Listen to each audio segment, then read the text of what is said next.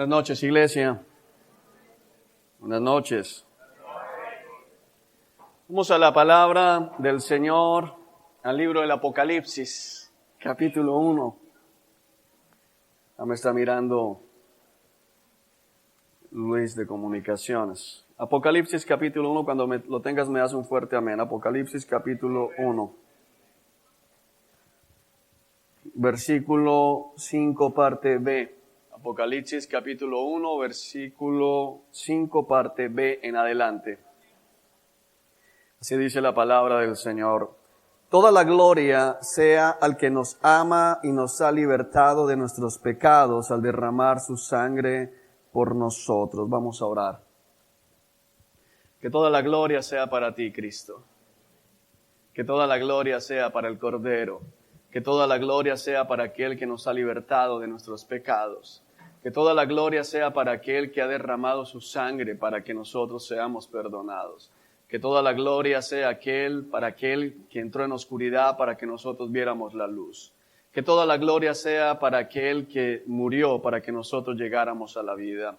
Que toda la gloria sea para aquel que se hizo pecado para que nosotros seamos contados como justos.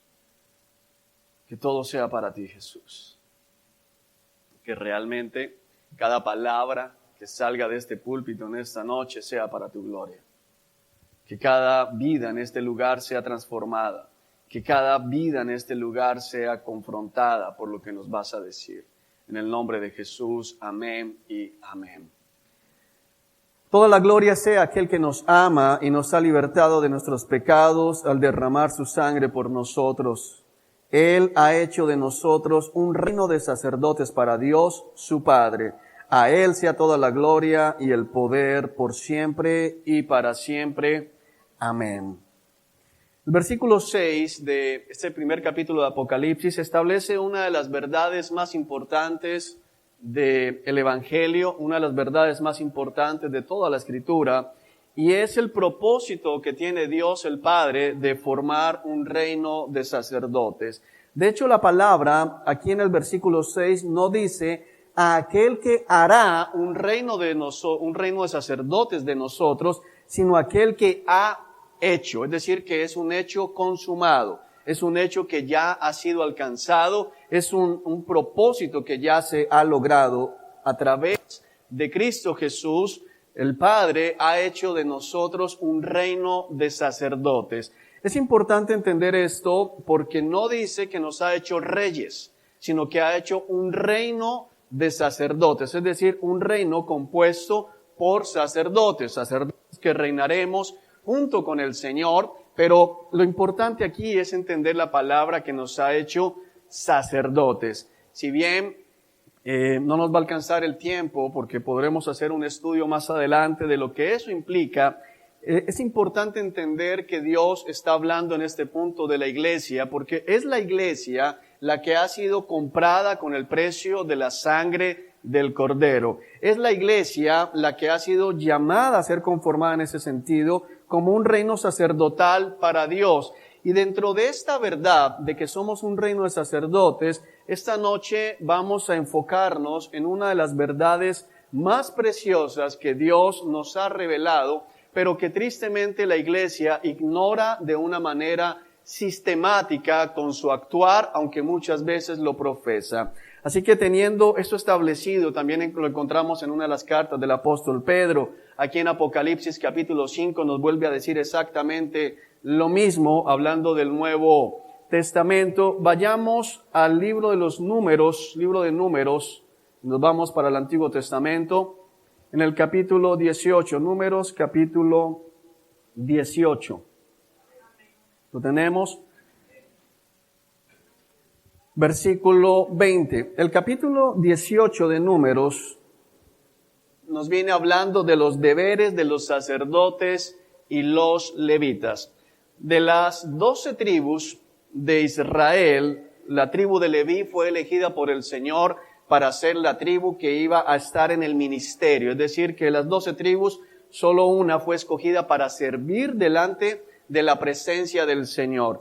Y dentro de esta tribu, como tal, de Leví, se escogió el clan de Aarón. Todos los descendientes de Aarón fueron llamados al sacerdocio como tal. Ahora, entendiendo esta primera parte, en el versículo 20 vamos a encontrar de lo que Dios nos desea hablar en esta noche. Versículo 20. El Señor le dijo a Aarón: ustedes, los sacerdotes, no recibirán ninguna asignación de tierra ni porción de terreno entre el pueblo de Israel. Yo soy tu porción y tu asignación. Yo soy tu porción y tu asignación. Vayamos a Josué, capítulo 13, Josué capítulo 13, versículo 33, Josué 13, 33, ¿lo tenemos? Es el último versículo de Josué 13. Este capítulo 13 viene hablando de la repartición de la tierra, cómo Josué, siguiendo la instrucción del Señor, fue asignando a cada tribu y a cada clan la tierra o la porción de tierra que le correspondía en la tierra prometida. Verso 32 dice lo siguiente: esa fue la asignación de tierras que Moisés había hecho mientras estaba en las llanuras de Moab, al otro lado del río Jordán, al oriente de Jericó.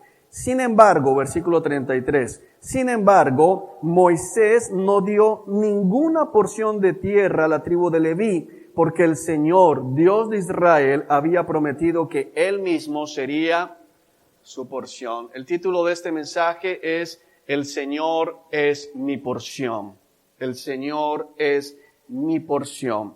Ahora, la palabra, el Señor es, o la frase el Señor es mi porción, la leemos muy rápido, pero tiene unas implicaciones bastante importantes, y es entender qué significa una porción y qué significa cuando Dios dijo a los descendientes de Aarón, al tribu, al clan de Aarón, no se le dará, no se le asignará ninguna tierra, ninguna porción de tierra, porque yo seré su porción. Y aquí en Josué nos dice, porque el Señor había prometido que Él sería su porción. La palabra porción hace referencia cuando se divide algo grande y se le entrega una parte a una persona. Y varios de los sinónimos hacen referencia a lo que le pertenece a alguien. Decir que algo es mi porción o que esa es la porción de alguien significa que eso, bien sea, y el ejemplo va a ser muy terrenal comparado con lo que está hablando la Escritura, pero para que quede bien sentado y bien establecido, decir que de una torta, que de un pudín, esa es la porción de Nelson, significa que eso es lo que le pertenece a Nelson, que aunque la torta pudiese repartirse entre muchos y aunque muchas cosas se repartieran, esa porción de Nelson significa que es de propiedad de Nelson. Ahora, entendamos qué quiere decirnos el Señor cuando dice Él es nuestra porción y está hablando de los sacerdotes. Tenemos que comprender que de las 12 tribus, solamente a la tribu de Leví se le habló de que el Señor sería su porción. Es decir, mira, las 11 tribus restantes van a poder tener y tomar tierra como tal, porciones de tierra física de la tierra prometida. Pero a la tribu de Leví, el Señor le dice, ustedes no van a tomar tierra porque yo seré su porción. Es decir, cuando ustedes hablen de qué les pertenece, ustedes van a poder decir, a mí me pertenece el Señor. Ahora, esto puede sonar como extraño porque estamos hablando del mismo Dios. Y es el mismo Dios el que da la promesa. No es un reclamo que hace la tribu como tal, a decir, bueno, Señor, vamos a servirte, pero entonces tú serás nuestra porción, sino que es Dios el que toma la iniciativa y dice, yo seré su porción. Y cuando llega el momento de repartir como tal toda la tierra prometida, aquí en Josué 13 vemos con claridad, sin embargo, Moisés no dio ninguna porción de tierra a la tribu de Leví, porque el Señor, Dios de Israel, había prometido que Él mismo sería su porción. Esta es una de las verdades maravillosas, porque no solamente podemos afirmar nosotros, a la luz de Apocalipsis capítulo 1 que acabamos de leer, al ser un reino de sacerdotes, no solamente podemos afirmar que somos propiedad de Dios, porque de hecho en otro pasaje lo muestra, los levitas serán mi porción, el pueblo será mi porción. es lo que dice el Señor. No solamente vemos en la Escritura algo asombroso, y es que somos propiedad de Dios, sino que Dios se identifica como propiedad nuestra. Hay una relación recíproca donde Dios se identifica como nuestro. Cuando nosotros decimos la palabra, el Señor nuestro Dios, el Señor es mi Dios, el Señor es mi Salvador, el Señor es mi Redentor, el Señor es mi Señor, estamos invocando precisamente esta relación donde dice que Dios no se avergonzará de que lo llamemos o ser identificado como nuestro Dios. Ahora, hablar de que el Señor es nuestra porción es lo que necesitamos comprender para los tiempos que vienen a continuación. En los Salmos tenemos varios ejemplos, ahorita miraremos algunos, de cómo en los tiempos de dificultad y cómo en los tiempos de calamidad el salmista podía decir, aunque mi carne sea consumida, aunque mis huesos se estén deshaciendo, el Señor es mi porción. Es decir, el consuelo para el pueblo de Dios está en que Cristo le pertenece, en que Cristo tiene tal unidad con el creyente como Cristo la tiene con el Padre, que es lo que nos expone Juan 17. Tú en mí y yo en ellos, está diciendo el Señor Jesucristo. Hay una unidad perfecta y eso es lo que a nosotros como creyentes nos tiene que dar tranquilidad, y nos tiene que dar consuelo y nos tiene que dar satisfacción en medio de nuestra vida. Ahora, muchos decimos, el Señor es mi porción, pero vivimos peleando por la porción de los demás. Muchos creyentes dicen y se identifican con esa frase. Es fácil identificarse con esta frase, es fácil identificarse con esta descripción. El Señor es nuestra porción, el Señor es mi porción. Pero estamos reflejando verdaderamente en nuestra vida de lunes a sábado que el Señor es nuestra porción. Cuando estás allá enfrentando los problemas, cuando estás allá tomando decisiones, la manera en que hablamos, la manera en que nos comportamos, la manera en que vamos guiando nuestra vida, demuestra que el Señor es nuestra porción o no vivimos de esa manera. Porque hay una condición que la vemos aquí en el versículo 33 y la vimos también allá en el versículo 20 de número 18. Dice, sin embargo, Moisés no dio ninguna porción de tierra a la tribu de Leví.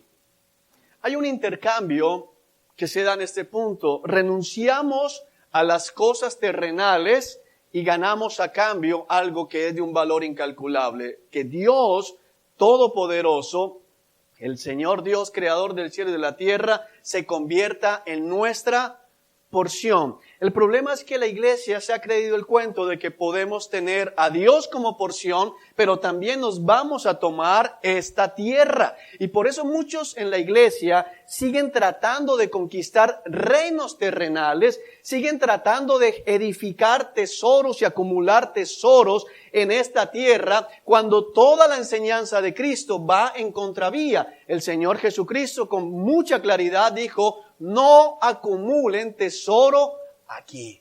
¿Por qué el Señor hablaba de eso? Es muy sencillo, porque lo que Cristo levantó para el Padre fue un reino de sacerdotes. Y aunque nosotros no estamos bajo la ley ceremonial del Antiguo Testamento, espiritualmente tenemos la misma situación y lo que se nos ha entregado a nosotros fue lo prometido a los sacerdotes allá en el Antiguo Testamento, que el Señor sería nuestra porción. ¿Por qué el Señor le prohíbe a los sacerdotes y no le entrega a los sacerdotes tierra? Porque el estar pendiente de la tierra haría que ellos descuidaran su labor sacerdotal. El estar pendiente de las posesiones materiales, el estar pendiente de las cosas de este mundo, de hacer crecer el ganado, de hacer crecer la extensión de tierra, haría que ellos descuidaran lo más importante, su servicio al Señor. Los sacerdotes no debían estar pensando en qué hacer con sus campos, en qué hacer con sus cultivos,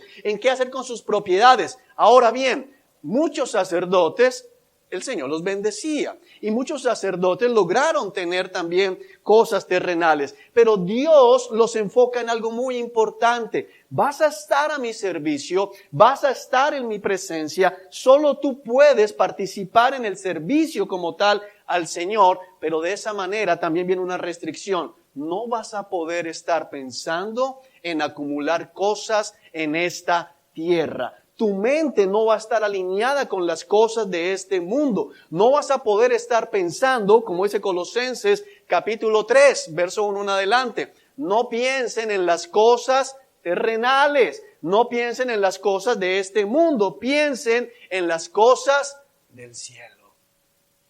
Hay una prohibición. En otro pasaje del Nuevo Testamento dice, no deseen enriquecerse como muchos lo hacen, porque algunos en el deseo de enriquecerse han desviado el camino. El Señor dice, acumulen tesoro ¿en dónde? En el cielo, donde no hay ladrones, donde las cosas no se pudren. No acumulen cosas aquí porque es algo que necio. En otro pasaje del Antiguo Testamento dice, no pongas tu fe en las riquezas porque le salen ¿qué? Alas como de águilas y se van volando rápidamente de un momento a otro. Iglesia, nosotros hemos sido constituidos como sacerdotes para el Señor. Y no hay nada en toda la palabra que nos lleve a pensar que tenemos un llamado sacerdotal en el cual también tenemos que estar atentos a las cosas de este mundo. Ahora bien, tengamos en claro esto acá. El Señor dice, yo soy tu porción, y ahorita vamos a estudiar cómo vemos eso acá. Pero lo primero que vamos a ver es por qué realmente no vivimos anclados en esto y cómo se nos ha ido perdiendo una de las más grandes bendiciones y revelaciones que la palabra de Dios tiene para nosotros. Que Dios sea nuestra porción. Bueno, lo primero para entender esto está en Mateo capítulo 27. Deja una marca si quieres aquí en Josué. Volveremos más adelante a Josué. Vamos a Mateo capítulo 27.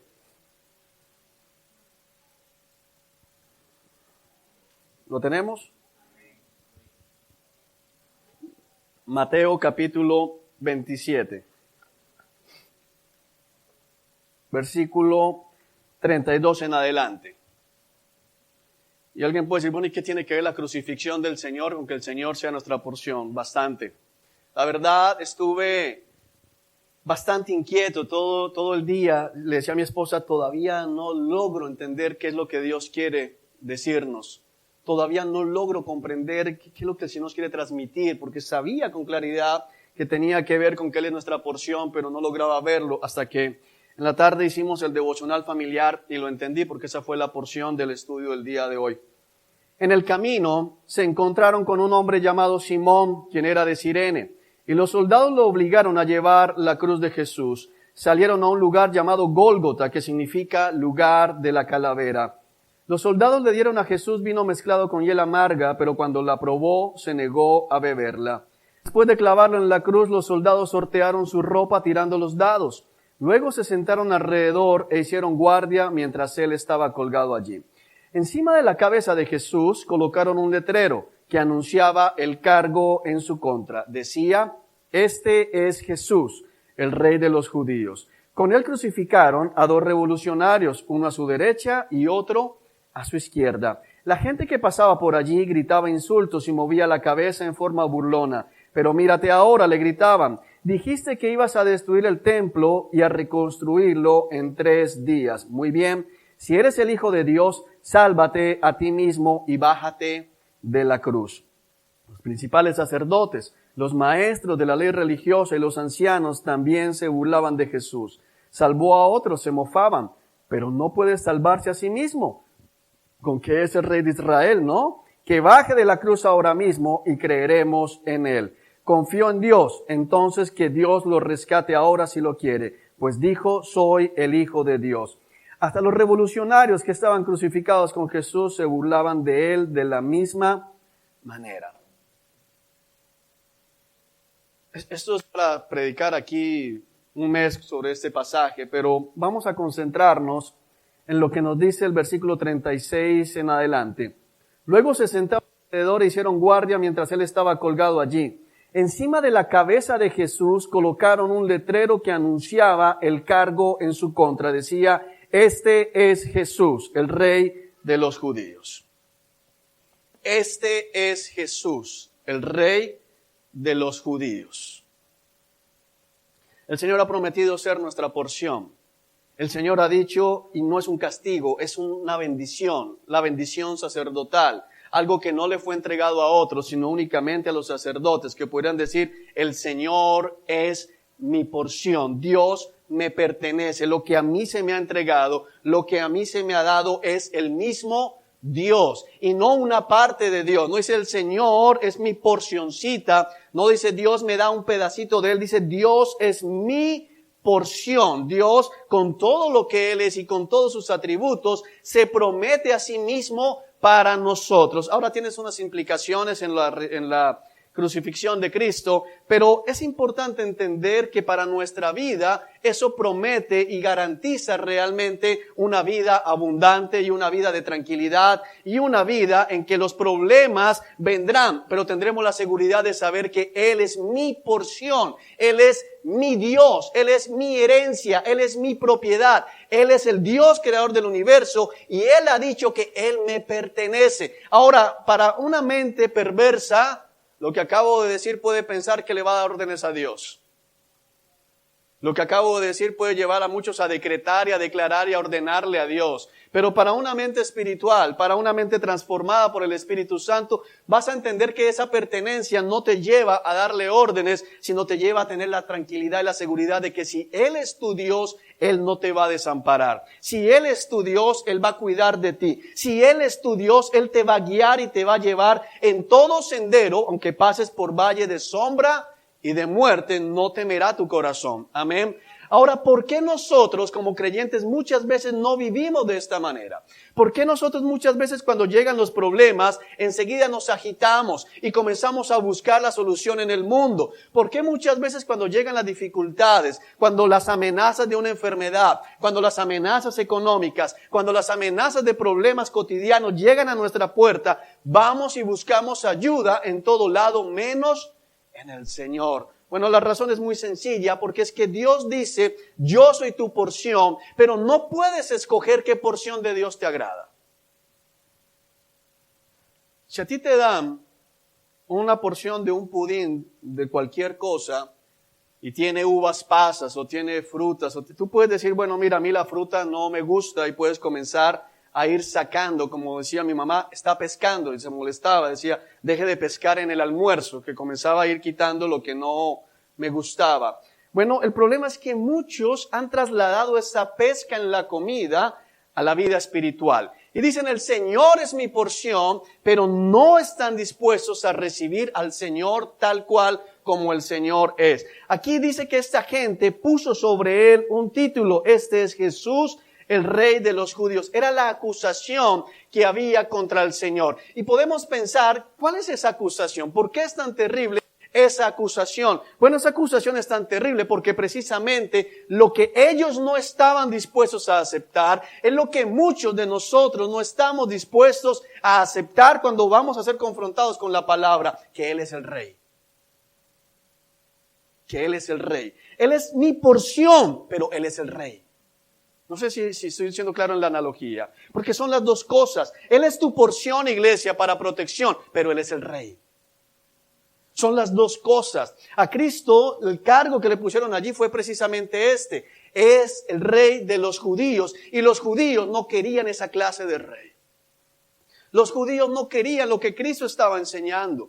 Los judíos no querían lo que Cristo estaba predicando. Los judíos no querían lo que Cristo estaba exigiendo. Estaba exigiendo que lo siguieran única y exclusivamente a Él. Estaba exigiendo que dejaran sus costumbres a un lado y se concentraran en lo que verdaderamente dice la palabra de Dios. Por eso le crucificaron. Ahora, hay palabras tremendas en este relato. Dice, versículo 37, encima de la cabeza de Jesús colocaron un letrero que anunciaba el cargo en su contra. Decía, este es Jesús, el Rey de los judíos. Este es aquel que se ha proclamado Rey. Ahora, iglesia, hay que entender que Cristo no estaba loco. Cristo es el Rey de los judíos. Cristo es el Rey. Y por eso lo crucificaron. Por eso lo entregaron a los romanos. Porque no era el Rey que ellos querían tener. Muchas personas en la iglesia, mira, yo estoy convencido de eso que han dicho algunos pastores en otras épocas. Si Cristo apareciera hoy en medio de la iglesia cristiana, lo sacarían apedreado, ya no le invitarían a ningún concilio, porque lo que Cristo dice no es lo que se predica. Lo que Cristo enseñó no es lo que se enseña en el día de hoy. Y hoy los primeros que levantarían las piedras para decir que Cristo es un intolerante, que Cristo es un maestro del odio, que Cristo lo que siembra es discordias y lo sacarían de la iglesia, sería la misma iglesia cristiana, exactamente igual como sucedió en ese tiempo, en ese momento. Ahora bien, dice el versículo 39, la gente que pasaba por allí gritaba insultos y movía la cabeza en forma burlona. Pero mírate ahora, le gritaban, dijiste que ibas a destruir el templo y a reconstruirlo en 3 días. Muy bien, si eres el Hijo de Dios, sálvate a ti mismo y bájate de esa cruz.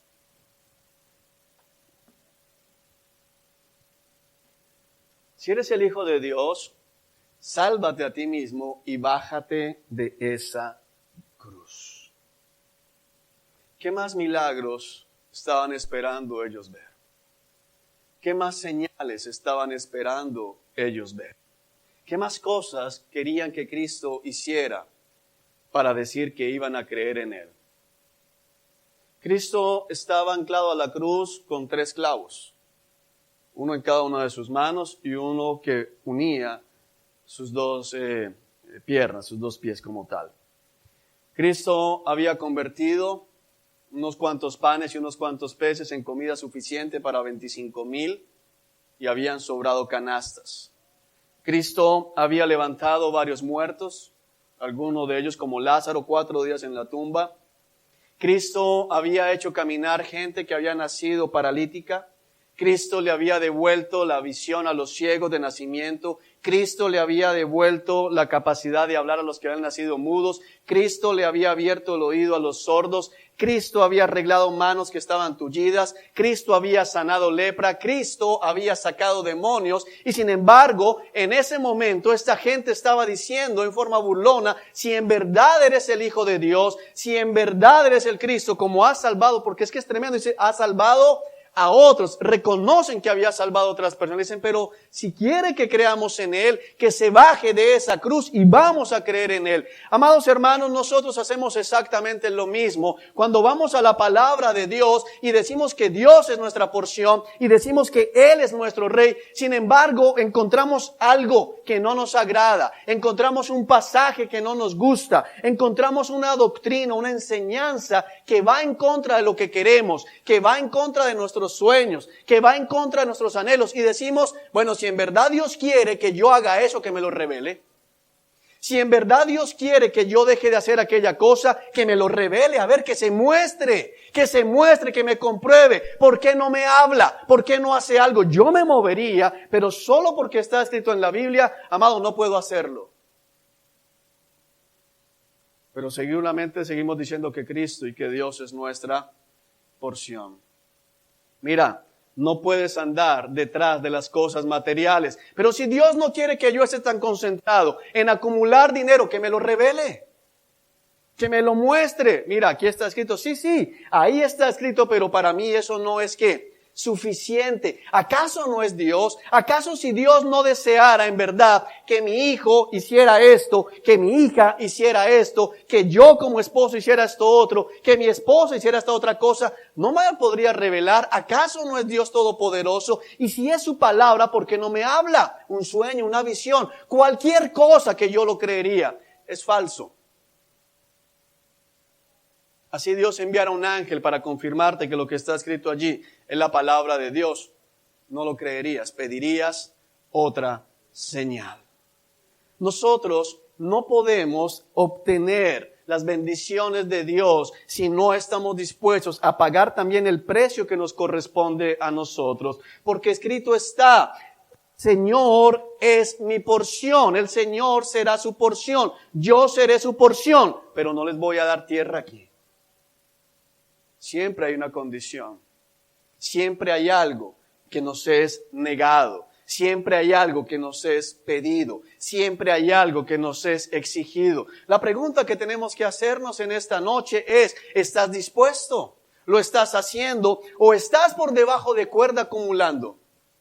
No, Dios sabe, Dios sabe. El problema es ese, como lo hemos dicho varias veces, que Dios sabe. ¿Por qué sigues pensando todavía en tener cosas en esta tierra? ¿Por qué sigues esforzándote para conseguir cosas que finalmente van a perecer? Ahora no volvemos a decirlo, o más bien lo volvemos a aclarar. No estamos diciendo no trabajes. Trabaja, hermano. Amén. Sé ordenado con lo que Dios está diciendo. Sé diligente en tu trabajo. Pero ¿cuántos están perdiendo lo que es más valioso, que Dios sea nuestra porción, por cosas terrenales? ¿Cuántos han cambiado el sacerdocio de Cristo? ¿Cuántos han cambiado las promesas de Cristo por acumular hectáreas, metros, lo que sea en esta tierra que finalmente no tiene ningún provecho? No podemos tener las dos cosas. Hay una exclusión. O obtienes la vida eterna o te quedas aquí a ganar el mundo. Pero ten en cuenta que el mundo con todo lo que hay en él va a perecer. El mundo con todo lo que hay en él va a extinguirse. Hay una cosa importante, porque es que el Señor le dicen acá: si en verdad eres el Hijo de Dios, sálvate a ti mismo y bájate de la cruz. Estamos pidiéndole al Señor nuevas revelaciones. Estamos pidiéndole al Señor nuevas confirmaciones. Estoy cansado, y espero que me entiendan la expresión, de escuchar gente que dice: bueno, si Dios me quiere y sabe que esta iglesia no es sana, y sabe que esta iglesia está desviada, ¿por qué no me revela eso? ¿Cómo más te lo va a revelar? No sé si te ha pasado cuando le predicas a alguien que está en una congregación que no es del Señor, que es sinagoga de Satanás. Mira, está mal. Bueno, ¿y por qué Dios no me habla? Bueno, ¿y por qué Dios no me revela? Mira, sal de esa relación. A Dios no le agrada la relación. Bueno, si Dios me quiere sacar, entonces, ¿por qué no hace algo? ¿Por qué no hace que el otro se muera, que el otro se vaya, que el otro se mude, que el otro ya no me quiera? Pero mientras que eso no pase, yo sigo aquí. Mira, no puedes seguir viendo ese tipo de programas. Bueno, pero si Dios no quiere que los vea, ¿por qué Dios no me cambia? ¿Por qué Dios no hace algo? Hermano, ten cuidado, porque en una de esas Dios hace algo.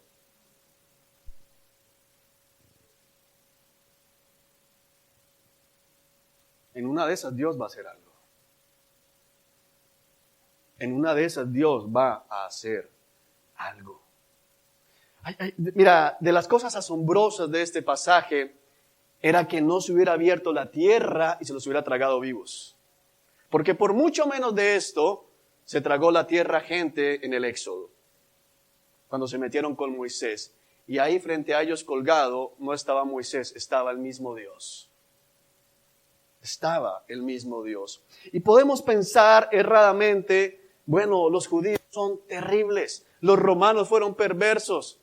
¿Acaso tú y yo no hemos hecho exactamente lo mismo? Cuando tercamente, cuando neciamente nos negamos a obedecer la palabra de Dios, cuando tercamente, cuando neciamente seguimos pensando que la nuestra de alguna manera terminará siendo una mejor solución. Los principales sacerdotes, versículo 41, los maestros de la ley religiosa y los ancianos también se burlaban de Jesús.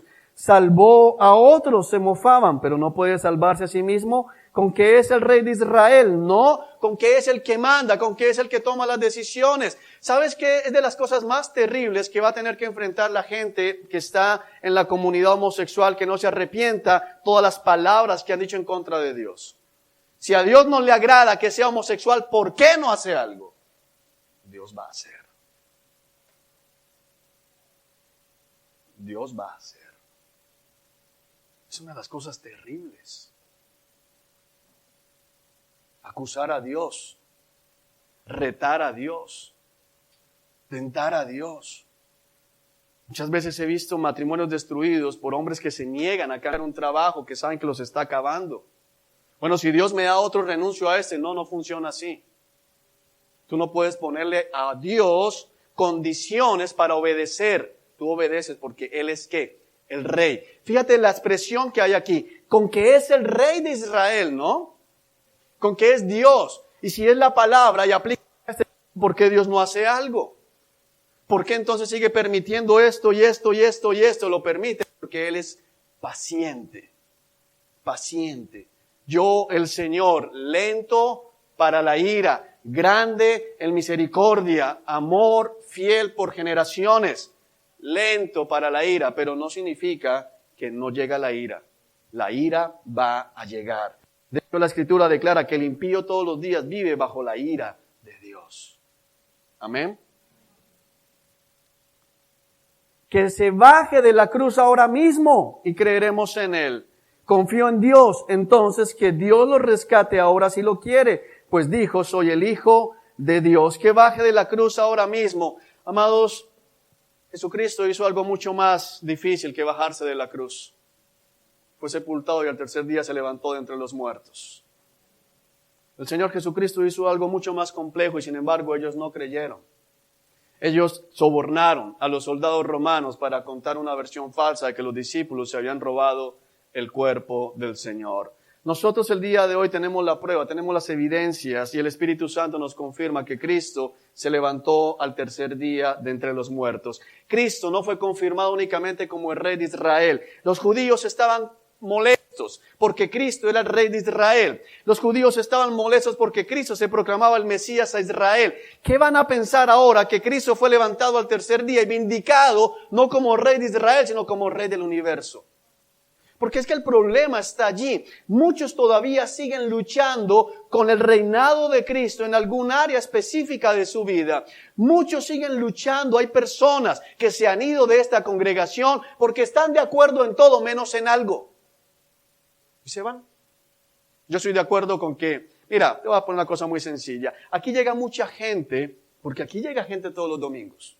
Todos los domingos aquí llega gente nueva. Mucha gente que cuando escucha que la iglesia no es para que el pastor se enriquezca, aplauden.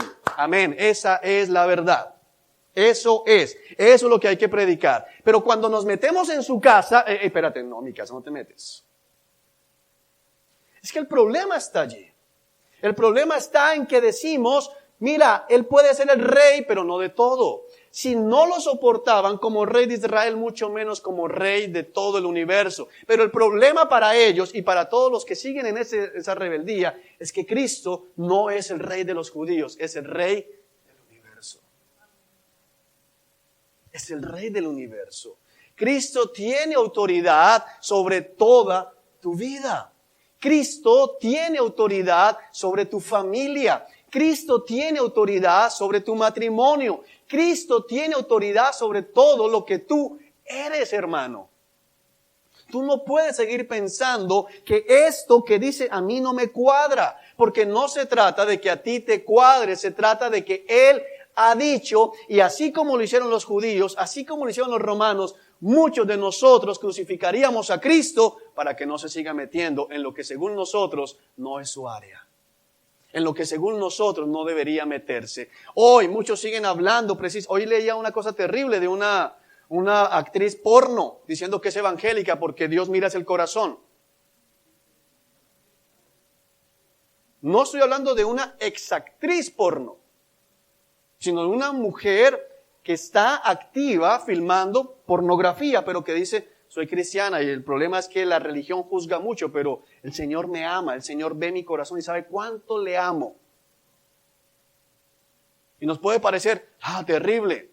¿Cuál es la diferencia entre esta mujer que filma porno y aquel hombre que está en este lugar y por trabajar 18 horas al día abandona su casa? ¿Cuál es la diferencia entre esa actriz porno y aquel que trabaja en algo dando productos que sabe que no van a cumplir las expectativas? ¿Cuál es la diferencia entre esa actriz porno y aquel que cobra más de lo que debe cobrar? ¿Cuál es la diferencia entre esa actriz porno y aquel que vende sin impuestos? ¿Cuál es la diferencia entre esa mujer, actriz porno, que según creo está casada, y aquella mujer que no se somete a su marido? ¿Cuál es la diferencia entre ella y aquel papá que no está dispuesto a que sus hijos y sus hijas se críen a la manera del Señor y cumplan con el propósito que Dios quiere? ¿Cuál es la diferencia?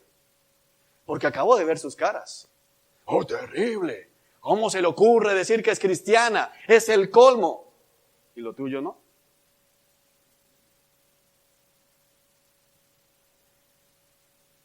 Es la pregunta. ¿Y lo tuyo no? Hay una iglesia, porque si vamos al punto de qué la palabra iglesia es eclesia, asamblea, es una iglesia.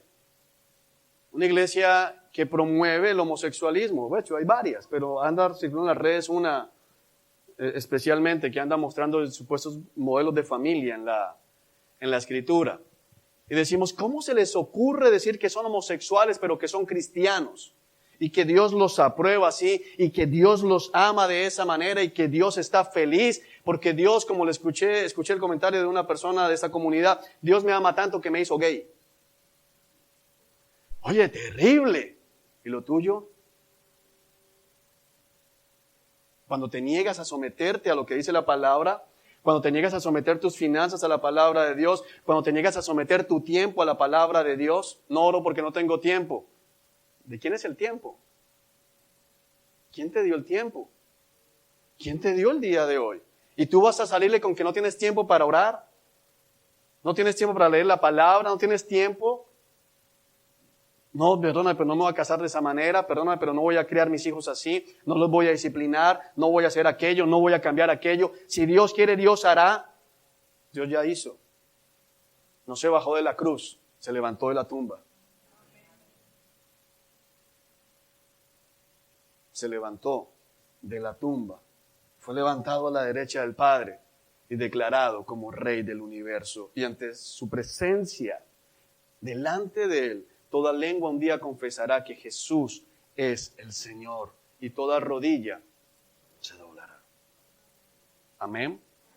Ahora, ¿qué tiene que ver entonces esto con la porción? Bueno, nos salimos de allá para acá, no tiene que ver todo, porque Dios no puede ser tu porción si no aceptas tu porción. No sé si me hago entender. Porque es que Dios dice, yo soy tu porción, pero no te gusta lo que es Dios. Y que es una de las cosas absurdas. Es una de las cosas tremendas. Mira, estoy pensando en escribirle una carta a este colectivo de Caribe Afirmativo, que es el representante aquí de la comunidad homosexual, a decirles, veo una preocupación. Hay una preocupación en sus corazones de asegurarse de que Dios los ama, de asegurarse de que no están en pecado, porque algo en su interior les dice que están en pecado. Por si no hubiera molestia. Si no se pondrían bravos cada vez que alguien dice, eso es pecado. Eso es abominable delante del Señor. Amados, pero nosotros tenemos la misma situación.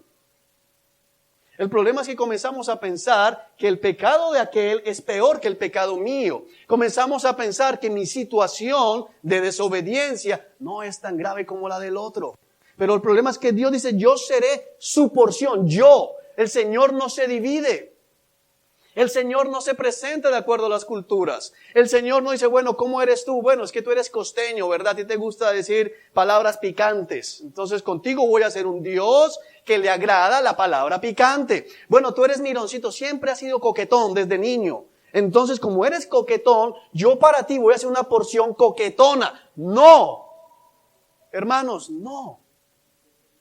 No. Bueno, lo que pasa es que a ti desde niña te gustó bailar. Yo te veía ahí y te ponían siempre en las piñatas y en las primeras comuniones y en los bautizos y siempre bailabas con el tío, bailabas hasta con la tía y con la abuela bailabas. ¿Cómo te quito la ida a la discoteca? Entonces para ti seré un Dios, una porción discotequera. No. No, hermanos, es lo que tienes que comprender antes de ir a la otra parte. Que cuando Dios dice, yo seré tu porción, está diciendo, yo. El Señor Dios, el que dijo, Moisés preguntó, y si me preguntan quién me envió, ¿qué voy a decir? Él dijo, yo soy el que soy. En otra versión dice, yo seré el que seré. Es decir, no pretendas moldear a Dios. No pretendas moldear a Dios. Ahora la iglesia carece de disfrutar de esta gran bendición, precisamente porque es que el Señor se promete como su porción y dice, pero esa es mi porción. Solo Dios. Es que no conocen a Dios. Si tú conocieras verdaderamente a Dios y el Señor te dice, yo soy tu porción, mira, te pueden ofrecer, como le escuché una vez hablando al pastor Washer, 1000 mundos te puede dar el Señor perfectos, pero cuando te comparan 1000 mundos perfectos para que tú gobiernes y Él, siempre vas a decir, Él, si lo conocieras. Si entendieras lo grande que es, lo maravilloso que es, lo hermoso que es el Señor, lo tremendamente diferente de todo lo demás que es el Señor. Y dice, yo soy tuyo, yo soy tu porción. Y sin embargo nosotros, sí, pero ¿y qué más? La sola pregunta es absurda, es tonta. ¿Qué más? Dios ha dicho que es tu porción. Hay gente que puede comprar el edificio más alto del mundo. Dios dijo, yo soy tu porción. Hay gente que puede comprar el último carro que va saliendo. Dios dijo, yo soy tu porción. Hay gente que puede comprar islas. Hay gente que tiene islas, ¿no? Tremendo. Tiene una isla. Dios es tu porción. Dios, el Señor Dios, creador del cielo y de la tierra, dice, yo soy tuyo. Yo soy tu Dios. Yo soy tu porción. Yo soy tu herencia. Yo soy todo lo que tú necesitas. Y sin embargo decimos, sí, pero ¿y qué más? ¿Y qué más? ¿Cuántos pueden estar en este lugar preguntando, ¿y qué más tiene Dios para darme? ¿Hay algo más? ¿Y cómo sé que Dios es mi porción? Ok, te dio a su Hijo unigénito. Lo más valioso. Si Dios reuniese a todos los arcángeles, a todos los serafines, a todos los querubines, reuniera todas las estrellas del universo, todos los planetas, toda la creación junta, la pusiera en una balanza y en la otra balanza pusiera a Cristo, eso haría así. Porque Cristo es infinitamente más valioso que toda la creación junta. Que 1000 universos, que 1000 millones de universos, Cristo siempre será más valioso. Y Dios nos dio a Cristo. Sí, pero ¿y el arriendo? ¿Te das cuenta de lo absurdo de nuestra posición? Sí, pero ¿y con quién me voy a casar? Sí, pero ¿y podré viajar de vacaciones? Sí, pero ¿y podré conocer? Sí, pero Cristo. Sí, pero ¿y la familia? Sí, pero Cristo. Sí, pero ¿entiendes? ¿Entiendes que muchos no entienden? Porque es que vivir la vida para Cristo no es tonto. Es sabio, inteligente, cuando entiendes quién es Cristo. Y cuando entiendes que el Señor es tu porción, ¿qué más? A los sacerdotes en el Éxodo se les dio la mejor promesa. Todos sus hermanos de las otras tribus iban a tener tierra. Ellos tenían a Dios. ¿Comprendes? El mundo tiene todo lo que quiera, hermanos. Mucha iglesia falsa tiene poder, tiene canales. A nosotros nos echaron de la emisora. Ellos tienen emisoras. Tienen canales 24 horas, tienen satélites propios. Nosotros tenemos a Cristo. Amén. Que en la boca de los niños pondré la alabanza perfecta. Amén. Iglesia, tenemos a Cristo. Ahora miremos algunos puntos prácticos. Vamos al libro de los Salmos. Salmo 73. 7.3, Salmo 7.3. Versículo 26, Salmo 73, 26. Mira, leamos desde el 25. ¿A quién tengo en el cielo sino a ti? Te deseo más que cualquier cosa en la tierra. Puede fallarme la salud y debilitarse mi espíritu, pero Dios sigue siendo la fuerza de mi corazón. Él es mío para siempre. Reina, el Señor es mi porción. Mira lo que está diciendo. Te deseo más que cualquier cosa en la tierra. ¿Realmente tú y yo podríamos decir en la noche de hoy que deseamos a Cristo más que cualquier cosa en la tierra? ¿Puedes responder afirmativamente a esa pregunta? ¿Podrías identificarte en esta noche con el salmista, decir, mira, yo deseo a Cristo más que cualquier otra cosa en la tierra? Y la pregunta es, ¿más que cualquier otra cosa en la tierra? ¿Deseas a Cristo más que esa casa? ¿Deseas a Cristo más que ese apartamento? ¿Deseas a Cristo más que ese carro que quieres comprar? ¿Deseas a Cristo más que a tu esposa? ¿Más que a tu esposo? ¿Más que a tus hijos? ¿Más que a tus padres? ¿Deseas verdaderamente más a Cristo? Yo te puedo decir que mucha de la gente que ha estado sentada aquí no. Aunque lo he dicho muchas veces que sí. Cuando tú llegas a la palabra de Dios y te das cuenta que cumplir la palabra de Dios va a cambiar y alterar los planes que tenías terrenalmente y no te sometes, estás diciendo, hay algo que es para mí más valioso y que deseo más que al mismo Dios. ¿Qué es eso? ¿Qué es eso que está comenzando a cautivar tu corazón? ¿Qué es eso? ¿Quién es esa persona que está haciendo que comiences a tropezar? Que comiences a calcular entre obedecer a Dios y agradar o tener la compañía de esa persona. Entre obedecer y agradar a Dios o conservar esos bienes materiales. Entre obedecer y agradar a Dios o alcanzar esas metas que tú quieres. ¿Qué es eso que está cautivando tu corazón? ¿Qué es, amado? Porque el salmista dice, antes de decir lo otro, dice, te deseo más que a cualquier otra cosa en la tierra. Cualquier cosa.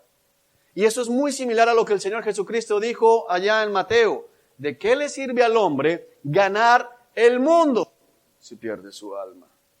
Porque mientras Cristo no sea lo que tú más anhelas, hermano, tú no eres salvo.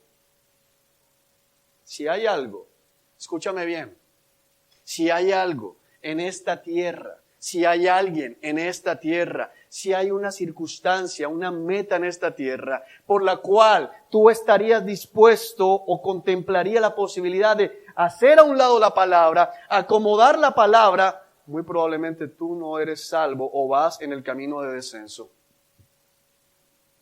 Ojo. Porque para poder decir lo que dice el salmista, tiene que haber en tu corazón un anhelo, Cristo. Tú debes abrir los ojos y lo primero que debes pensar es Cristo. Tú debes salir a trabajar pensando Cristo. Tú debes estar al mediodía dándole gracias a Dios por el almuerzo, Cristo. Tú debes trabajar en la tarde por Cristo. Debes llegar a tu casa en la noche y pensar en quién, en Cristo. Te debes acostar pensando en quién, en Cristo. Si eso no pasa en tu vida, algo está desplazando a Cristo. Mira lo que nos sigue diciendo. Te deseo más que cualquier cosa en la tierra. Puede fallarme la salud y debilitarse mi espíritu. Mira lo que está diciendo. Mira, puedo estar completamente abatido. Hay un dicho muy popular. Mira, desde que tenga salud lo tengo todo, ¿no? No dice, no importa si no tengo plata, si no tengo amigos, pero tengo ¿qué? Salud. Y con salud pues voy y lucho. Bueno, el Señor nos está hablando aquí de dos cosas. Dice, puede fallarme la salud, no tener salud. La salud estar completamente destruida, me falló la salud, estoy enfermo. Puede debilitarse mi espíritu, estar deprimido. O sea, se le vino las dos cosas. Porque dicen los médicos que cuando el enfermo tiene una buena actitud, cuando el enfermo tiene un buen ánimo, es más fácil la recuperación. Aquí estamos hablando de alguien que dice, puede que esté enfermo y deprimido. Puede que no tenga ánimos, puede que nadie me quiera, puede que me sienta abandonado en ese sentido. Estas dos cosas pueden pasar en mi vida. Sin embargo, dice, pero Dios, pero. Aquí hay un pero porque nos está diciendo, es factible. Es posible que como cristianos suframos enfermedades. Es factible que como cristianos nos sintamos completamente abandonados por toda la gente. Pero, ese pero significa a pesar de esa situación, dice aquí, Dios sigue siendo mi fortaleza, la fuerza de mi corazón, la fortaleza de mi corazón. Es decir, mi corazón no desfallece. ¿Por quién? Por Dios. Porque Él es mi fortaleza, Él es mi porción. Él es ¿qué? Mío para siempre. ¿En qué está pensando este salmista cuando dice, mira, me puede fallar todo, pero tú eres ¿qué? Mío. Eso es lo que él piensa. Por eso muchas veces les digo a ustedes, sonríe, que Cristo te ama, no es un cliché. Piensa en que Cristo te ama. Él es tu Dios, Él es tu porción. ¿Qué puede haber en la tierra tan valioso, tan importante, que logre hacer que todo se pierda para ti? A pesar de todo, Él es tu porción. Si realmente para ti no hay nada más importante, porque hay una condición allí. Muchos sacerdotes, como lo estudiamos hace unos servicios, se vendieron por dinero prontamente. Jonatán, nieto de Moisés, terminó siendo un sacerdote a sueldo, sirviendo con ídolos, por dinero. Rápidamente abandonaron el camino del Señor. ¿Cuántos cristianos hoy están así? ¿Cuántos aquí pueden estar a punto o ya comenzando en esa pendiente. Vamos rápidamente a mirar otro pasaje. Vamos al Salmo 142.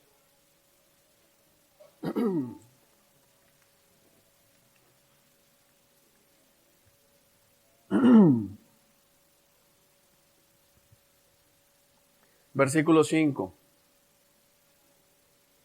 Dice: entonces oro a ti, oh Señor, y digo, tú eres mi lugar de refugio, en verdad eres todo lo que quiero en la vida. En el original dice, tú eres mi porción en la tierra de los mortales, en la tierra de los vivientes. Pero mira lo que dice el versículo, vamos a leer todo el Salmo para que lo entiendas un poco más. Clamo al Señor, ruego la misericordia del Señor, expongo mis quejas delante de Él y le cuento todos mis problemas. Cuando me siento agobiado, solo tú sabes qué camino debo tomar. Vaya donde vaya, mis enemigos me han tendido trampas. Busco a alguien que venga a ayudarme, pero a nadie se le ocurre hacerlo. Nadie me ayudará. A nadie le importa un bledo lo que me pasa. Pero tú eres mi porción. Tú eres mi Dios. Ese es el consuelo de David. En ese momento David se encuentra en la cueva, escondido, huyendo de Saúl que quería quitarle la vida y todos lo traicionaban. Pero David dice, a nadie le importa un bledo mi vida, a nadie le interesa si vivo o muero, a nadie le importa que me están persiguiendo injustamente, pero el Señor es mi porción. El Señor es mi heredad, el Señor es mi herencia. Vayamos al Salmo 119.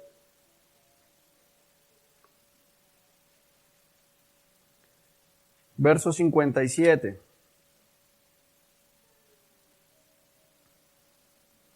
Dice el salmista aquí, Señor, eres mío, prometo obedecer tus palabras. El original dice, el Señor es mi porción, obedeceré sus palabras, obedeceré sus mandatos. Porque Él es mi Dios, Él es mi Rey, Él es mi porción, entonces ¿qué voy a hacer?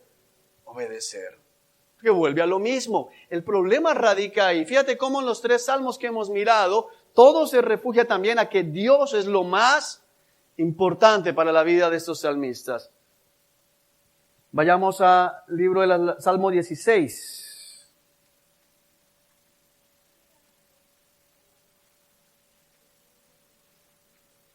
Salmo 16. Versículo 5.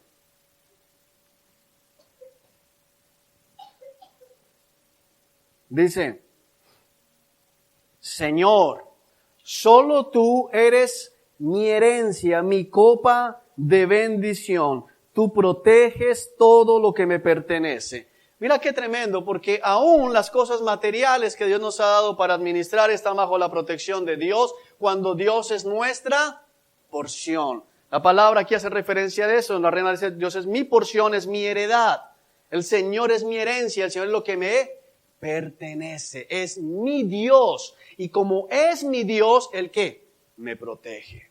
Hay protección de parte del Señor. Iglesia, nosotros nos encontramos viviendo en tiempos difíciles, en tiempos duros, en tiempos oscuros. Pero en medio de estos tiempos donde todos nos atacan, ¿qué podemos decir? El Señor es ¿qué? Mi protección.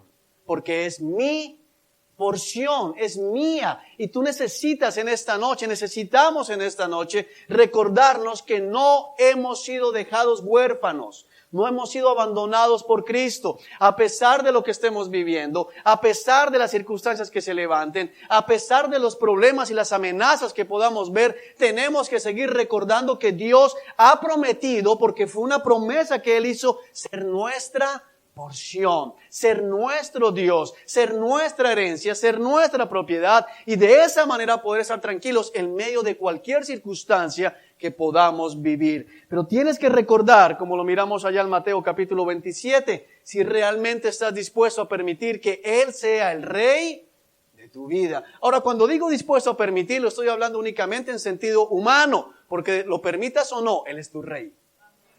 Que esa es una de las cosas que la gente no comprende. Bueno, ese es tu Rey. No, también es de Él. Lo que pasa es que la paciencia de Dios ha hecho que no sea destruido, pero al final también es el Rey de los impíos. El Señor es el rey de los homosexuales, de los adúlteros, de los borrachos, de todas las religiones. Él es el rey. Y algún día se darán cuenta y tendrán que doblar su rodilla delante de Él. Pero nosotros, que hemos sido iluminados por el Espíritu Santo y que tenemos el privilegio de entender esta verdad a tiempo, no deberíamos andar luchando contra su reinado. No deberíamos andar luchando contra su palabra. Deberíamos pedir fuerza, sabiduría para someternos a su voluntad. Amados, el Señor es nuestra porción. Termino aquí en Lamentaciones.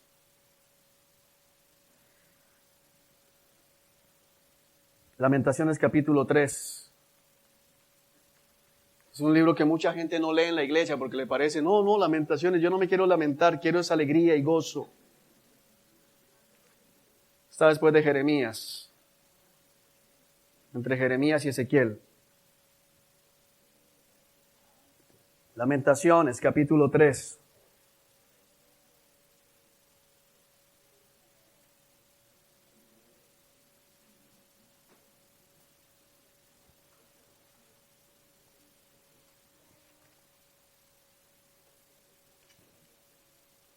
¿Lo tenemos? Vamos a leer del versículo 1 en adelante, Lamentaciones capítulo 3. Yo soy el que ha visto las aflicciones que provienen de la vara del enojo del Señor. Me llevó a las tinieblas y dejó fuera toda luz. Vio su mano contra mí una y otra vez todo el día. Hizo que mi piel y mi carne envejecieran, quebró mis huesos, me sitió y me rodeó de angustia y aflicción. Me enterró en un lugar oscuro como a los que habían muerto hace tiempo. Me cercó como un muro y no puedo escapar. Me ató con pesadas cadenas. Y a pesar de que lloro y grito, cerró sus oídos a mis oraciones. Impidió mi paso con un muro de piedra, hizo mis caminos tortuosos. Se escondió como un oso o un león esperando atacarme. Me arrastró fuera del camino, me descuartizó y me dejó indefenso y destruido. Tensó su arco y me hizo el blanco de sus flechas. Disparó sus flechas a lo profundo de mi corazón. Mi propio pueblo se ríe de mí. Todo el día repiten sus canciones burlonas. Él me llenó de amargura y me dio a beber una copa amarga de dolor. ¿Tú sabes de quién están hablando aquí? El Señor Jesucristo. Me hizo masticar piedras, me revolcó en el polvo, me arrebató la paz y ya no recuerdo qué es la prosperidad. Yo exclamo, mi esplendor ha desaparecido. Se perdió todo lo que yo esperaba del Señor. Recordar mi sufrimiento y no tener hogar es tan amargo que no encuentro palabras. Siempre tengo presente este terrible tiempo mientras me lamento por mi pérdida. No obstante, mira cómo cambia aquí, no obstante, aún me atrevo a tener esperanza cuando recuerdo lo siguiente: el fiel amor del Señor nunca se acaba. Sus misericordias jamás terminan. Grande es su fidelidad. Sus misericordias son nuevas cada mañana. Me digo, el Señor es mi herencia, por lo tanto esperaré en Él. El original dice, el Señor es mi porción, por lo tanto esperaré en Él. El Señor es bueno con los que dependen de Él, con aquellos que lo buscan. Por eso es bueno esperar en silencio la salvación que proviene del Señor. Y es bueno que todos se sometan desde temprana edad al yugo de su disciplina. Que se queden solos en silencio bajo las exigencias del Señor, que se postren rostro en tierra, pues quizá por fin haya esperanza. Que vuelvan la otra mejilla a aquellos que los golpean y que acepten los insultos de sus enemigos. Pues el Señor no abandona a nadie para siempre. Aunque trae dolor, también muestra compasión debido a la grandeza de su amor inagotable. Pues Él no se complace en herir a la gente o en causarles dolor. Amados, Lamentaciones es un libro que escribe el profeta Jeremías estando precisamente en el exilio, estando viviendo las consecuencias de la rebeldía de parte del pueblo del Señor a las órdenes, a los mandatos, a los principios y a lo que el Señor había instituido. Vemos en el capítulo 3 algunas porciones que tienen que ver con lo que estaban viviendo, otras porciones que son proféticas a lo que Cristo precisamente experimentó. Pero lo que el Señor quiere que recordemos en la noche de hoy es precisamente lo que nos dice acá, versículo 21 al 24. No obstante, aún me atrevo a tener esperanza cuando recuerdo lo siguiente. Es posible que tú hoy estés bajo el yugo de la disciplina del Señor. Es posible que tú hoy estés viviendo consecuencias de tus decisiones pecaminosas. Es posible que hoy estés sintiendo que Dios ha puesto su mano de disciplina sobre tu vida. Pero tienes que recordar que aún en este momento puedes tener esperanza. Aún en este momento puedes tener esperanza cuando recuerdes lo siguiente: el fiel amor del Señor nunca se acaba. El amor del Señor por su iglesia nunca termina. Es la iglesia la que es infiel. Es la iglesia la que deja de amar a Cristo. Es la iglesia la que se aparta de Él. Sus misericordias jamás terminan. Grande es su fidelidad. Sus misericordias son nuevas cada mañana. Si el Señor te permitió abrir los ojos el día de hoy, es porque Él ha extendido nuevamente misericordia sobre tu vida. El hecho de que no haya sido destruido la noche anterior significa que Dios te dio el día de hoy una nueva oportunidad. La pregunta es, ¿qué vas a hacer con esa oportunidad? Porque muchos abren los ojos y piensan que eso significa que Dios les está dando vía libre para continuar en su pecado. Son como describe el libro de los Proverbios a los borrachos. Se levantan rápidamente para decir, ¿dónde podré encontrar otro trago? ¿Dónde podré encontrar otro vino? No se dan cuenta de la misericordia del Señor. Versículo 24. Me digo, dile al que está a tu lado, dite a ti mismo. Tienes que decirte a ti mismo. Me digo, el Señor es mi herencia, por lo tanto esperaré en Él. El Señor es mi porción, por lo tanto esperaré en Él. Iglesia, no esperes en la iglesia. No esperes en los clientes. No esperes en la empresa. No esperes en la familia. No esperes en tus padres. No esperes en tu cónyuge. No esperes en tus hijos. Espera en Él. Porque Él es nuestra porción.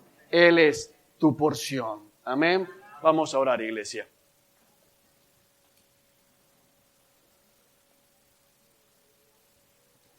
Amado Dios, Señor Dios Todopoderoso que estás en el cielo, te damos gracias.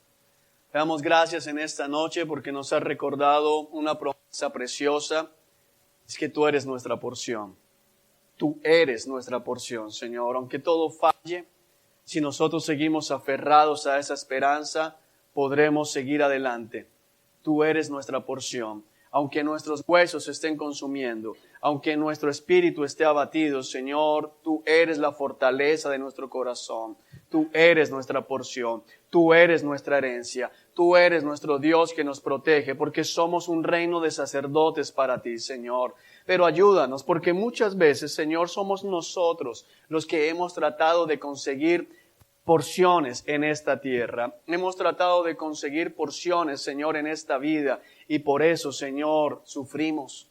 Por eso nos decepcionamos. Por eso muchos creyentes abatidos. Por eso muchos creyentes decepcionados. Por eso muchas personas, Señor, discípulos verdaderos tuyos, que son engañados, Dios Todopoderoso, que se dejan desviar, Dios que estás en el cielo, y comienzan, Señor, a perseguir bendiciones. Comienzan, Señor, a creer las mentiras de los falsos maestros, las mentiras de su terco corazón, y desean, Señor, enriquecerse aquí. Ayúdanos a permanecer firmes. Ayúdanos, Señor, a dejar a un lado todo plan, a dejar a un lado, Señor, todo anhelo de enriquecernos en esta tierra y por el contrario buscar hacer siempre tu voluntad, buscar encontrar lo tuyo, Señor, y poder decir junto con el salmista, no hay nada que desee más en toda la tierra sino a ti. Señor, que realmente podamos identificarnos con ese salmo, que realmente todos y cada uno de los que estamos en este lugar podamos levantar la mirada al cielo y decir, Señor, no hay nada que deseemos más que a ti. No hay nada que me pudieran ofrecer en esta tierra, Señor, que me llevara a alejarme de ti. No hay nada, Señor, que mis ojos anhelen, que mis oídos deseen escuchar, que mi boca desee pronunciar, que mis manos quisieran tocar, Señor, diferente a ti, Dios Todopoderoso. Padre, ayúdanos, porque son muchas las tentaciones, la vanagloria de la vida, Señor. Padre, la codicia de los ojos que nunca se cansan de ver, pero tú eres nuestra porción, Señor. Padre, los impíos han recibido todo este mundo. Los impíos han recibido tantas cosas aquí, pero nosotros te hemos recibido a ti, Señor. Nosotros te tenemos en el cielo a ti. Por eso, como el salmista dice, me molesté y estuve a punto de resbalar cuando comencé a contemplar la prosperidad de los impíos, cuando comencé a contemplar cómo los impíos se enriquecen, cuando comencé a contemplar cómo los impíos prosperan a pesar de su maldad y dicen no hay Dios, no hay quien vea, no hay quien haga justicia. Pero cuando entré en tu presencia y busqué sabiduría, la hallé y comprendí que están siendo preparados para el día de la matanza, Señor. Por eso el salmista dice a continuación, por eso a quien tengo en el cielo, sino a ti. Tú eres la fortaleza de mi corazón, tú eres mi porción. No hay nada que yo desee en el mundo más que a ti. Señor, esa es nuestra oración en esta noche. Ese es nuestro clamor en esta noche. Tú eres nuestra porción. Eres todo lo que nosotros anhelamos tener. Amén y amén.